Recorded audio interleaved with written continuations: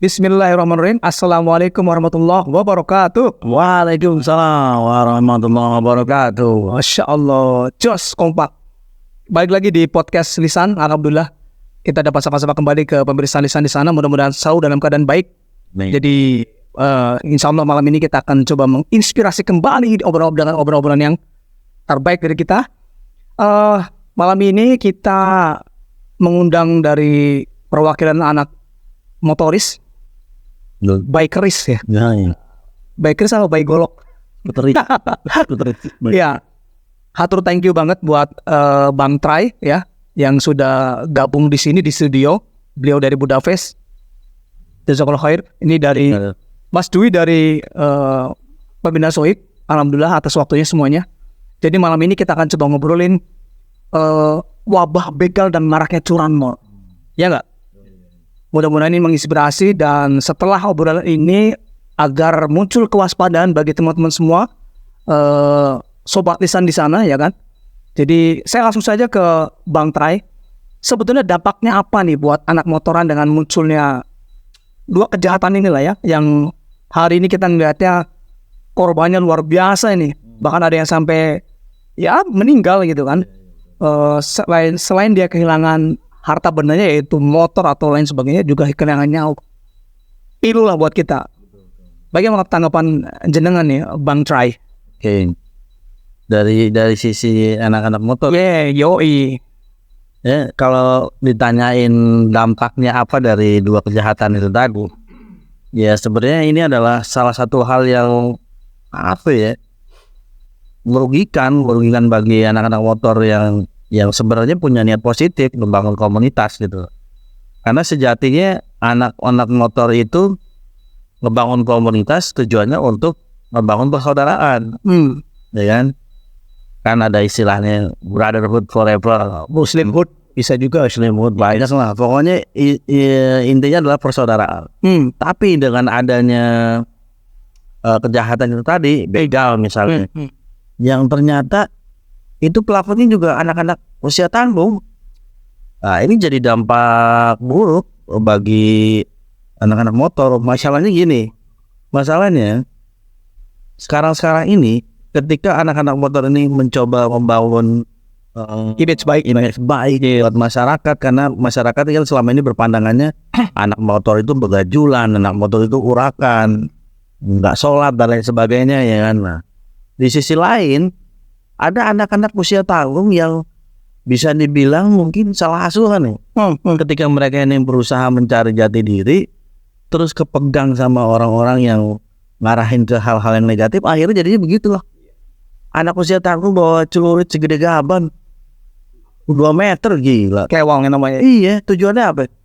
Cuma itu doang. Salah satunya itu persyaratan masuk anggota jadi member geng motor. Itu salah satunya adalah gimana caranya lu berani bacok orang secara random. Jadi siapapun yang lu temuin di jalan lu bacok. Kalau dia bisa masuk jadi anggota member dari geng motor. Kacau juga ya. Itu kan jadi berseberangan gitu. Di satu sisi anak-anak motor yang punya pikiran positif itu mau ngebangun image, di sisi lain dihancurin sama anak-anak geng motor yang ya bisa dibilang ini oknum sebenarnya gitu. Berarti buat anak motoran ya ini berdampak sekali ya. Dampak Akhirnya ya kita lihat ini kayak tergeneralisir. betul sekali. Gitu nggih? Betul. Iya, betul. Belum lagi masyarakat kita ini ada beberapa yang memang sifatnya itu nggak mau mencari tahu dulu. Telan lagi bulat tuh berita yang ada. Nggak confirm. Istilahnya tak baik gitu lah. Ya. Oke, siap. Ya, kerja keras anak motoran yang niat baik akhirnya ternodai ya. Dengan adanya ini banget ya. Tadi Bang Trai jelasin ternyata pelakunya ya sebetulnya anak-anak yang masih berbau bumbu dapur. Bau kencur. Bisa. Iya, loadingnya lama nih. Maaf, agak lansia. Udah malam soalnya bro. Nasi goreng kali. Ganting dulu lah. Baik, geser dulu nih ke Mas Dwi. Beliau kita lihatnya saat ini lagi maintain beberapa anak-anak muda yang tergabung di Sohib dan beberapa komunitas yang lainnya yang berada di sekitaran kita ini. Jadi dengan adanya fenomena begal dan curanmor ini, tentunya ya pasti punya penilaian dan punya perspektif. Sebetulnya ini tuh dampak dari apa atau motifnya apa gitu Mas Dewi? Ya, terima kasih Bung Dedi. Sebenarnya kalau ditanya tentang motif, tentu yang namanya begal itu mungkin semuanya hampir sama ya. Cuman di sini ada satu yang saya nilai, itu ada satu kultur yang memang berubah. Kalau kita bicara masalah begal, dari zaman dulu juga ada begal, gitu kan. Saya ingat banget dulu ketika zamannya mungkin motor belum seramai sekarang ya. Itu yang namanya begal itu aktivitasnya itu kayak misalnya dia ngebocorin bar. Ya kan, kayak saya ingat waktu kecil itu pernah om saya itu nginjek bungkus rokok, ternyata di dalamnya itu ada paku. Cuman masalahnya orang-orang zaman waktu itu tidak nyolong motor, tapi dia lebih ke begitu bocor dia minta duit. Ya satu tindak kejahatan juga sih. Tapi ya sekedar malak istilahnya kan? Ya hanya sekedar malak. Mereka nggak ingin untuk narik motor. Apa mungkin karena dulu motor juga masih barang mahal kali ya, nggak kayak sekarang. Tapi sampai ngelukain gitu? Nggak. Kalau ngelukain nggak. Nah, baru di zaman saya Bang, sekitar saya SMA tahun 93 lah. Saya sendiri ngalamin itu. Waktu itu kejadiannya ya belum malam-malam banget ya, sekitar jam 12 jam 1 lah.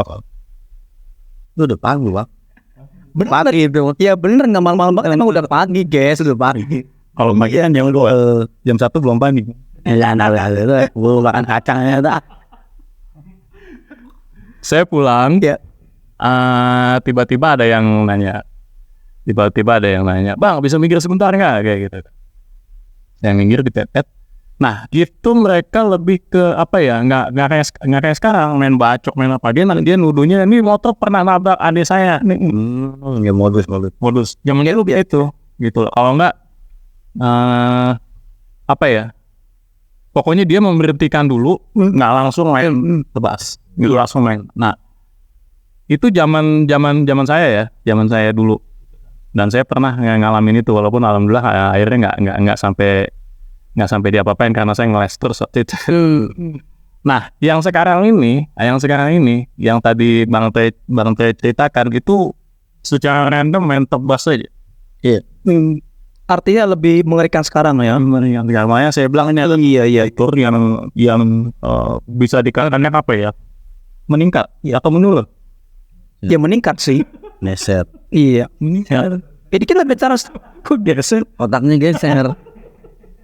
bukan sengkle ya. Iya geser lah, orang nggak salah apa-apa main bacok gitu. Iya, jadi gitu. Jadi kayak seolah udah nggak takut lagi gitu ya. Dia melakukan suatu kejahatan. Bayangkan dari zaman saya kecil mereka hanya malak. Sama baru pelakunya anak-anak ya dapur tadi. Mungkin itu bisa dikatakan kenakalan kali ya. Bisa. Sekarang lebih ke kejahatan. Bisa. Ya kan? Bahkan kekejian malah. Iya, keji sih memang. Bukan kekencangan. Bukan. Iya, penjelasan dari Mas Dewi. Jadi kalau dibandingkan dengan anak-anak zaman dulu ya kan, anggaplah anak yang tumbuh gede remaja di tahun 80-90-an kali ya. Kenapa dibilang tadi berubah kultur? Walaupun memang sama kultur jahat juga kan, kultur kejahatan, keburukan, tapi memang ternyata eskalasinya lumayan sangat jauh lah ya kan. Jauh sekali. Motifnya kan dulu kelihatan sekali itu hanya motif ekonomi dong, ya kan? Betul. Kelihatannya. Tapi hari ini ternyata tidak hanya ekonomi. Tadi Bang Prem jelasin itu, wah ini mah kayaknya lebih kepada selain ekonomi juga ada eksistensi ya. Tuh, eksistensi. Apa ya, gaya-gayaan gitu. Wah, gue kan. Apalagi tadi cara mau masuk jadi gengnya aja itu harus ada uji kompetensi. Uji kompetensi macam orang. Nauzubillah min dzalik. Oke, tadi coba mulai ketarik nih motif-motifnya ya kan. Dari sisi pengamanan-keamanan sebetulnya kan kita juga ada di koreksi tersendiri dong, iya kan? Selama sejauh ini gimana tanggapan Bang Trai deh, ya, yang di jalanan? Kok kayak dibiarin gitu ah? Ya. Iya. Oke. Jadi sebenarnya serba salah sih. Kenapa saya bilang gue bilang serba salah? Karena gini, satu sisi kalau misalnya kita mempersenjatai diri dengan alasan untuk menjaga diri, pasti kalau ketemu razia polisi nggak boleh kan? Kalau dengan alasan itu, kecuali kita adalah aparat atau memang seseorang yang sudah diberikan wewenang dan hak untuk memegang senjata tersebut. Tapi kalau anak-anak motor kan nggak semuanya punya. Mungkin ada anak motor yang mereka anggota itu bisa aman lah. Tapi kan ada juga yang enggak gitu. Nah, permasalahannya adalah itu. Nah, untuk mensiasatinya jadinya paling kalau untuk menghindari begal, ya kita pilih-pilih jam keluar gitu. Sama track ya. Ya, tentunya trek lah. Pertama kalau misalnya kita mau menuju suatu tempat ke lokasi A, kita pilih trek yang paling ramai. Kalau rutenya ramai. Kalaupun misalnya ada 2 rute nih, satu ini rute tercepat tapi sepi, relatif sepi. Yang ini agak jauh tapi ramai. Ya, nah kita pasti lebih pilih yang ramai itu. Atau dengan alternatif lain, kita jalan barengan sama kawan-kawan konvoy. Gitu. Atau kalau nggak memungkinkan juga dan dirasa kurang aman, mendingan nginep. Akhirnya begitu. Akhirnya nginep, nggak usah kita balik dulu. Yang penting orang rumah kita kabarin, gitu. Jangan sampai mereka juga khawatir kan. Kita nginep, besok pagi baru balik, gitu. Itu untuk mensiasati yang begalnya. Kalau yang curanmornya, ya memang antara kedua kejahatan ini tadi kan sebenarnya kalau kita bicara pengamanan, perbandingan antara pelaku pengamanannya si pengaman dengan yang diamankan ini kan berbanding jauh, kurang, bisa dibilang kurang gitu. Nggak mungkin satu aparat tuh megang satu orang kan, nggak mungkin kan. Iya. Jadi ya mau nggak mau gimana caranya kita bisa mensiasati kondisi ini. Kalau yang tadi sudah bicara mengenai mensiasati untuk begal yang keluarnya malam, terus kalau untuk yang curanmor ini yang dia ngambil di parkiran atau di rumah atau di pelataran dan sebagainya, ya paling pinter-pinternya kita ini bikin pengamanan pada motor kita. Iya.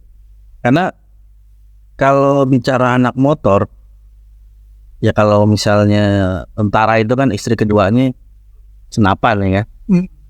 Anak motor istri keduanya ya motor gitu. Jadi gimana caranya itu motor adalah bagian dari keluarga gua gitu men, sampai segitunya gitu. Bahkan kalau yang ekstrim tuh ya kayak Valentino Rossi dah, sebelum dia balapan pasti dia ngajak motornya itu ngobrol, entah apa yang dia omongin, tapi ya seperti itulah gitu loh. Nah maksudnya dalam hal ini gimana caranya motor kesayangan kita itu jangan sampai hilang, ya kasih pengamanan. Biasanya anak-anak motor tuh pakai pengamanan ganda yang kunci disc brake tuh, tapi disc brake-nya juga jangan yang salah-salah. Iya. Ada yang kan ratingnya kualitasnya ada yang rendah, ada yang menengah, ada yang bagus. Nah, itu kita pilih yang bagus. Dia kuat kalau dijebol ya. Betul, yang mereka butuh effort banyak lah kalau mau menjebol itu. Minimal butuh waktu banyak. Yes. Kalau itu semua udah kita lakuin tapi masih kejadian juga, iya, berarti kan takdir. Apa tuh? Bukan ngojek itu. Iya betul. Ini kan jadi bikin susah semua karena Iya, jelas. Bikin susah semua karena dari sisi pengamanan keamanan yang pihak berwenang pun ya itu sangat minim sih saya lihat ya kan. Jadi kerasa nanti ya betul-betul terasa banget oleh masyarakat hari ini ya kan. Sudah bikin uji ganda, ada CCTV, sampai ada di wilayah mana kita lupa tuh. Ada ibu kos yang salah satu member yang kontraknya di situ kemalingan gitu. Ada. Karena laporan ke pihak berwenang nggak ada hasil, nggak ada respon, mungkin ditangkap sendiri bro kemarin. Ya, pernah dengar ya? Saking begitunya. Karena di segmen ini kita sedang bicara tentang pengamanan, keamanan, dan pihak berwenang itu. Iya.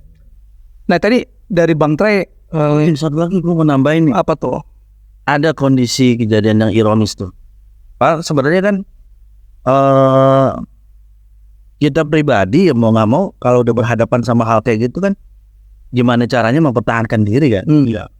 Paling nggak tuh nyawa kita selamat, syukur-syukur kita bisa nyelamatin barang kita juga. Harta Dalam gitu. hal ini motor gitu. Ya, Dan katanya juga kalau dalam misal tuh termasuk jihad ya. Nah, pernah ada kejadian begitu ada korban dibegal, begalnya kalah, ya kan, bahkan sampai meninggal, tapi malah jadi pelaku si korbannya ini. Itu ironisnya tuh gitu di Indonesia. Gila. itu PR kita. Betul. Jadi PR kita lah barang-barangnya kan. Iya.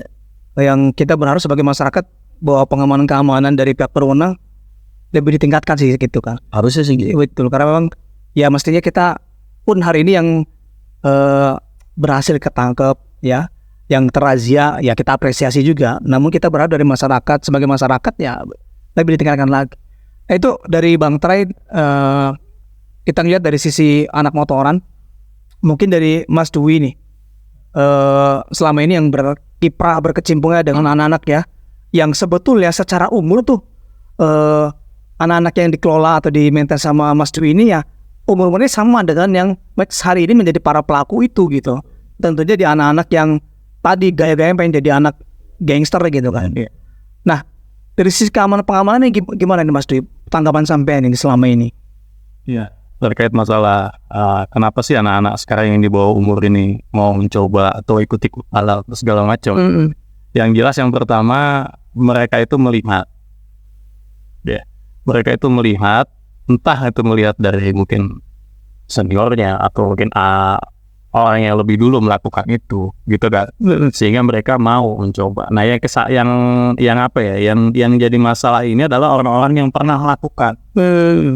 Mereka seperti apa ya, seperti menularkan ilmunya, ya, ngajarin ilmunya, gitu loh. Nurunin ilmunya. Karena apa? Untuk melakukan cirahan mungkin butuh keahlian juga kali Bang. Gila, jelas loh. Iya kan? Iya. Kan nanti ada ya mungkin ada pengetesannya.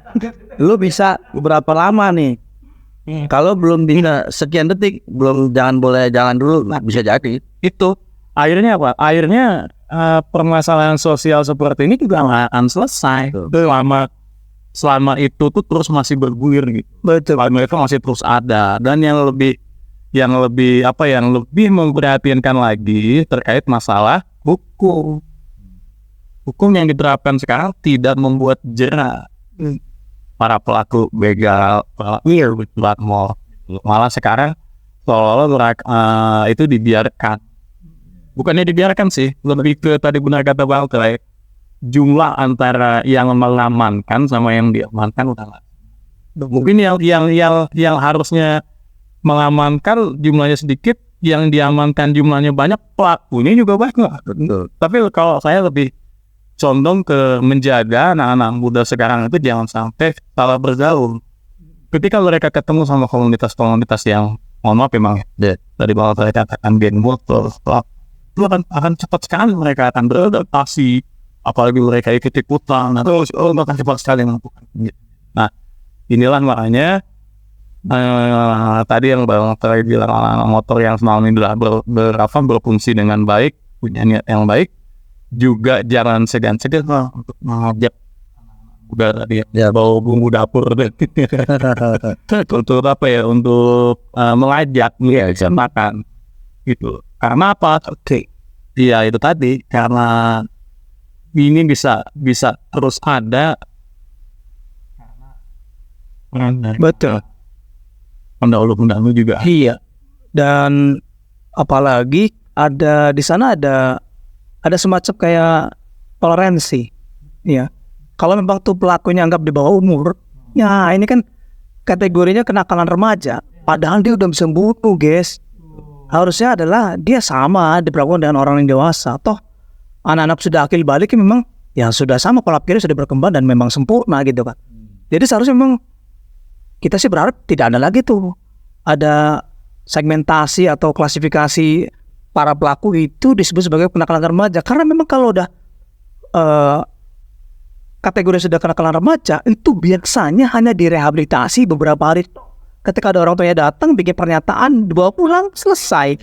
Ya mohon maaf, mungkin ada juga, memang kami dapat info ini, ada beberapa juga setelah memberi uang tebusan keluar juga, padahal dia telah melakukan sesuatu yang memang menghilangkan nyawa orang, menghilangkan harta orang, tapi kategori kenakalan remaja. Ya, fatal gitu. Betul. Nah, ini menjadi celah hingga seolah-olah hari ini seperti menjamurnya ya anak-anak yang menginginkan seperti demikian. Nah, ini bahaya. Ini kolaborasi kita semua nih. Oke, tadi motif sudah, dari sisi keamanan, pengamanan dan yang berwenang kita sudah bahas. Nah, kita menuju ke obrolan kita supaya jangan sampai di kulit doang nih.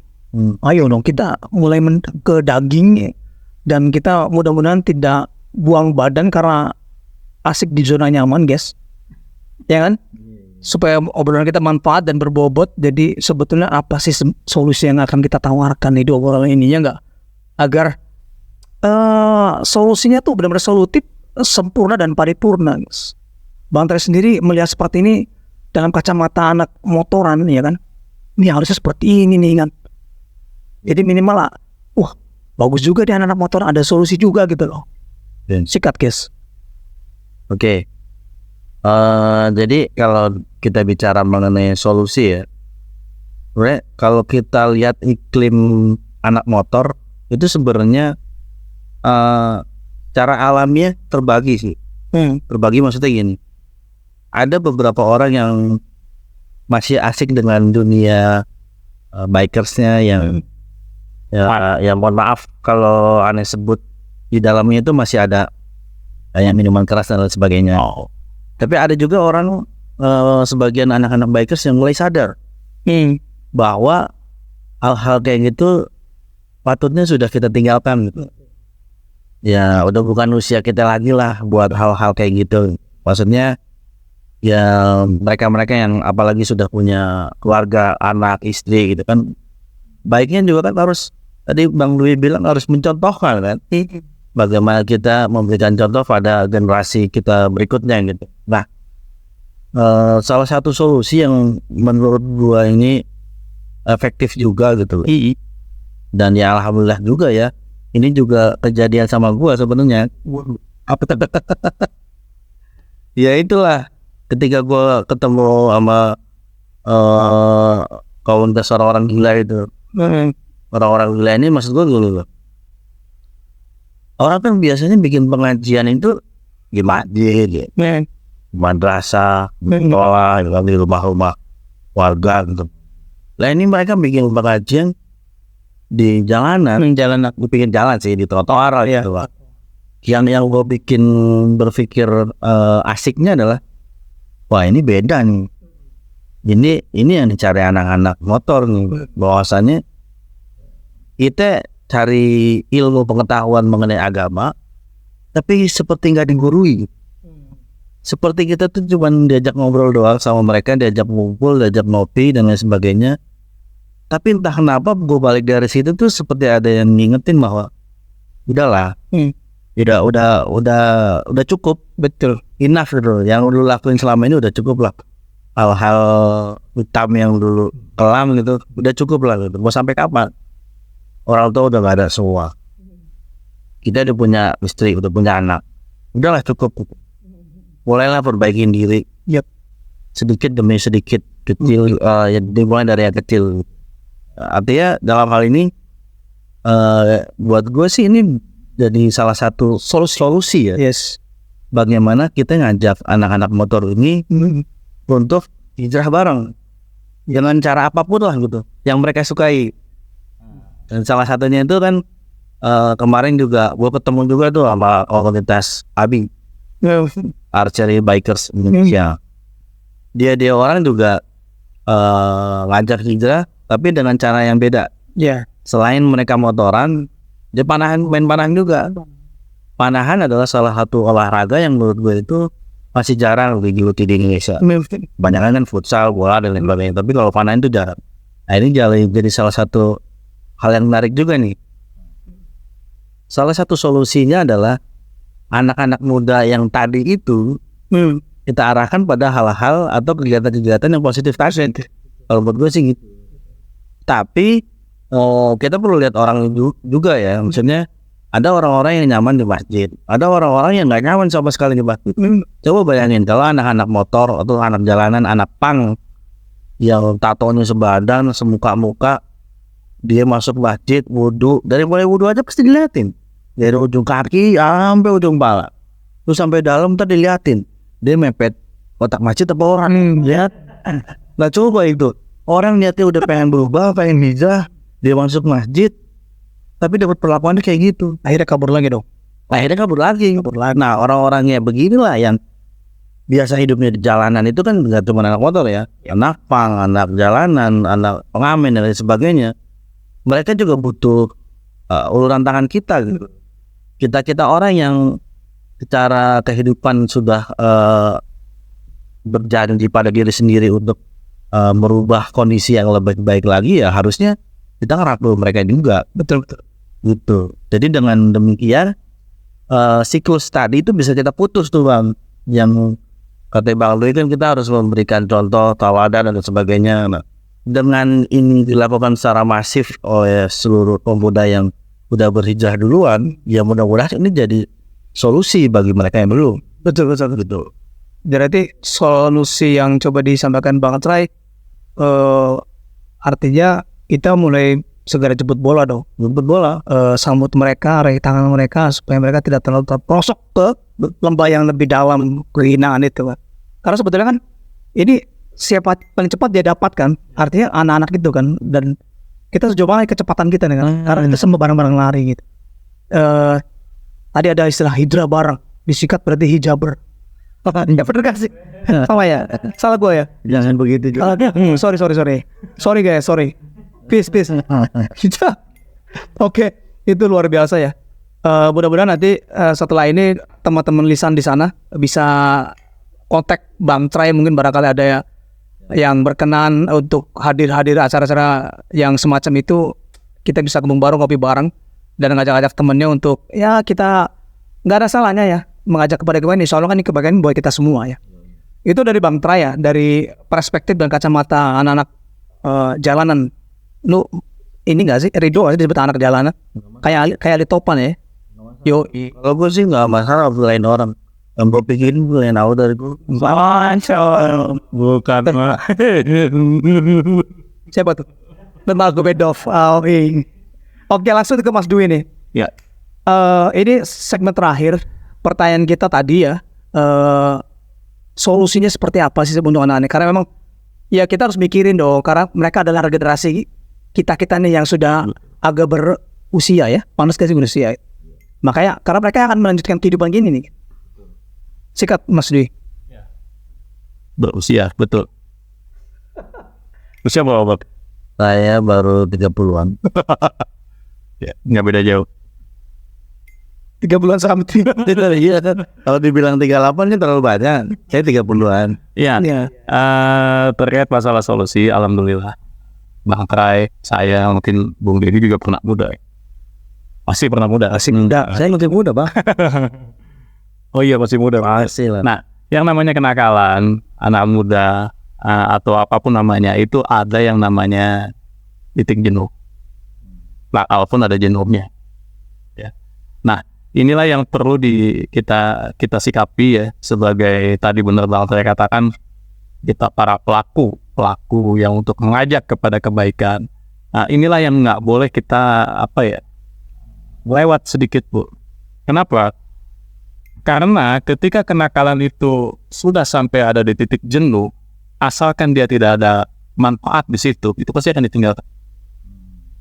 Tetapi ketika kenakalannya itu dia sudah mendapatkan manfaat dari kenakalannya, entah itu dia dihormati, itu dia mendapatkan reward, penghargaan atas segala itu pasti akan klik. Makanya disinilah pintar-pintarnya kita membaca sosial masyarakat dia terutama anak-anak muda tadi, anak-anak motor. Karena kan gini Bang, di antara sekumpulan anak-anak geng motor tadi, boleh dikatakan dia nakal, perilakunya dan apa segala macam, pastilah ada ya, satu dua anak yang mungkin sudah sampai di titik jenuh gitu. Karena nakal itu jenuh, nakal itu juga jenuh, pakai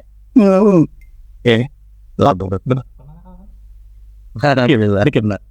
Pernah Bang. Kita mau banyak Ya nggak usah ceritain Bang. Masa lalu itu. ya itulah. Nah, pada akhirnya ya tugas kita bersama lah. Yang kedua, mungkin yang paling apa ya, yang paling cepat ya, menebar kebaikan. Apapun itu bentuknya, sedikit aja kita tebar kebaikan. Bukannya menilai ya, menjustifikasi ya, mereka malah nggak suka. Kita ajak aja menebar kebaikan. Itu insya Allah mereka dengan sendirinya akan merasa bahwa oh iya, apa yang saya lakukan ini salah.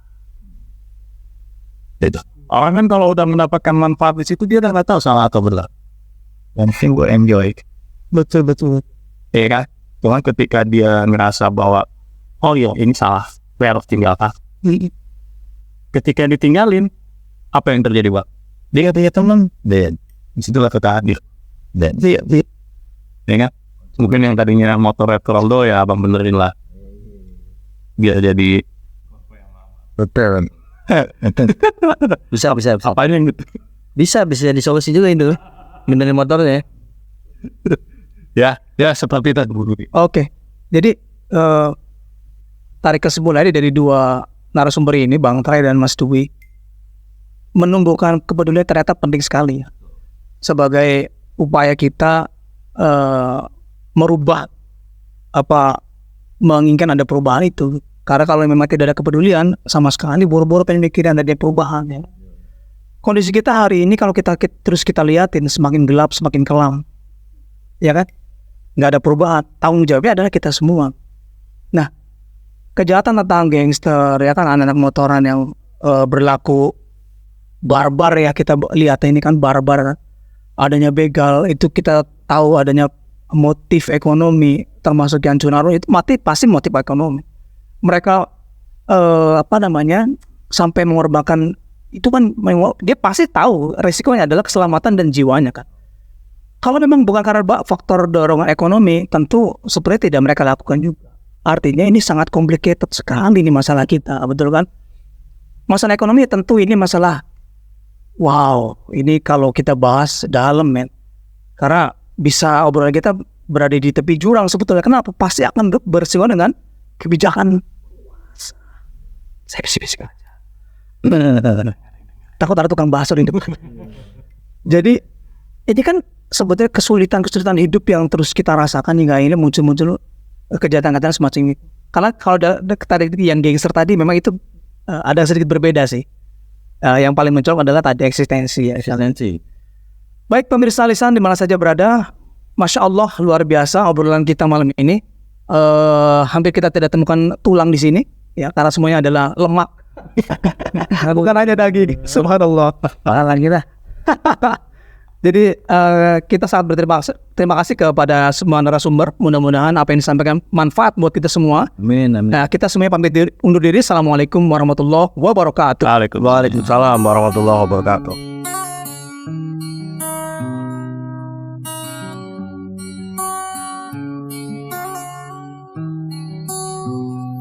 Lisan